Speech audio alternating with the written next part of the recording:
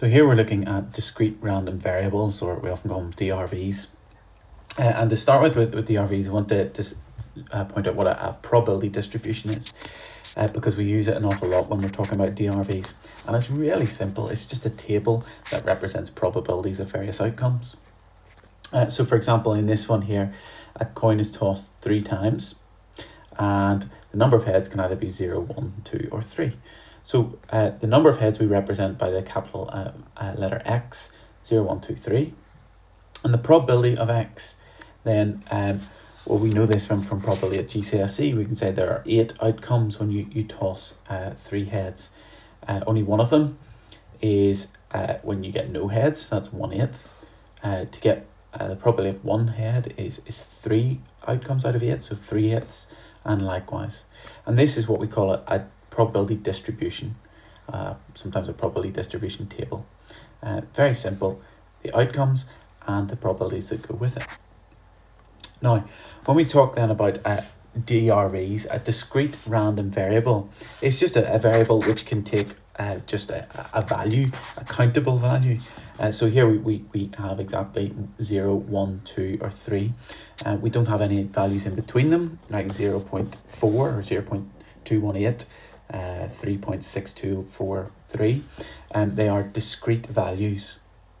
And also the variable is said to be random if all these probabilities add up, the final probabilities add up to give 1. And you see with 1/8 and 3/8 and 3/8 and 1/8 does indeed add to give 1. So this is a discrete random variable. So we example here. Find the probability distribution for the DRV X, where X is the number of red discs chosen from a bag containing 6 red discs and 4 blue discs when a person chooses 3 discs at random. There's a wee bit of work to do here, because this is quite a bit of just probability, basically choosing 3 discs from a bag. But again, just to set out our probability distribution, we've got our possible values of X. And then the way that we set this out below is the probability that the value of X equals what we're looking for. So equals 0, equals 1, equals 2, and so on. Now, like I say, you could do this, I guess, with some basic probability and thinking that doing a tree diagram, I guess. So we get our red and blue, and then we take our second pick, red and blue, and our third pick, red and blue.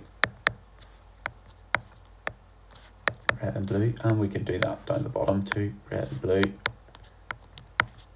red, blue, red, blue. And you can see here then that all the outcomes that we would get. So to get a person chooses 3 discs at random, and X is the number of red discs. So to get no red discs, what we'd have to do is follow this part of the tree here: a blue, then a blue, then a blue. And to do that, the probability of that then is probability of a blue is going to be 4 out of 10 times 3 out of 9 times 2 out of 8. So probability of blue, blue, blue, in other words, no reds, is 4/10 times 3/9 times 2/8. And that works out, when you cancel it down, as 1/6. And so the probability of no reds, sorry, not 1/6, 1/30. The probability of no reds is 1/30. So we just put that into our table. Another easy one, I suppose, then is the probability of 3 reds, red, red, red.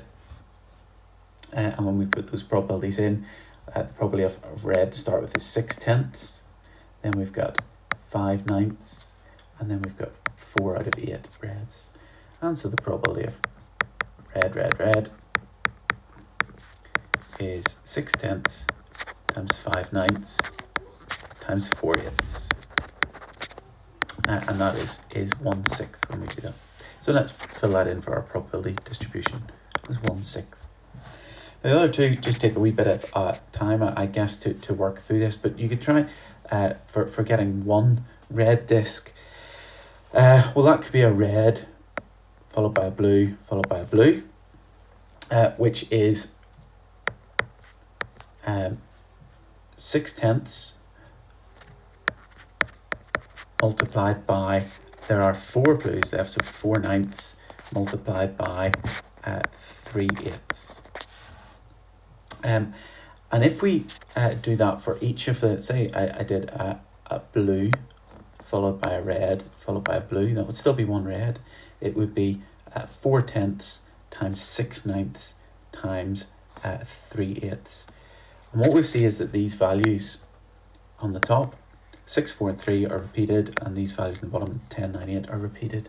And so you can very quickly say that the probability that x equals 1 is all of this multiplied by the number of outcomes that give you that. And there's 3.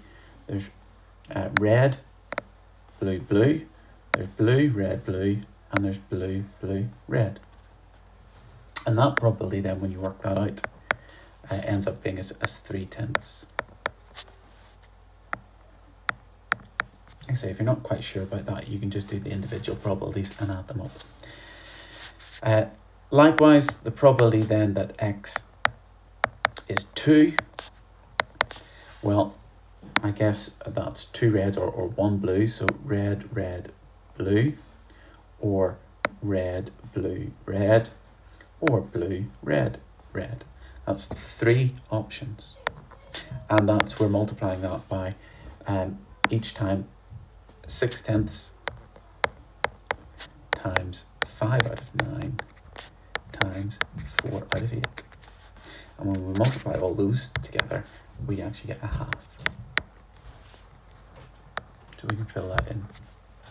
Again, like I say, you can do that, the individual probabilities, and add them up if you wanted as well. But if you spot that little trick, it's just a wee bit quicker. Now, last thing, just double check, because this is random, all the probabilities should add up to 1. So this is 1/30th, and 9/30ths is 10/30ths, 15/30ths is 25/30ths, and this is 5/30ths. So indeed, they do add up to 1. But also then we can sometimes get these values calculated from a function, and that function we call a PDF, or a probability distribution function.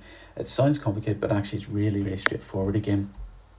A PDF can be described using the function where the probability that x is equal to individual values of x is x squared over 30.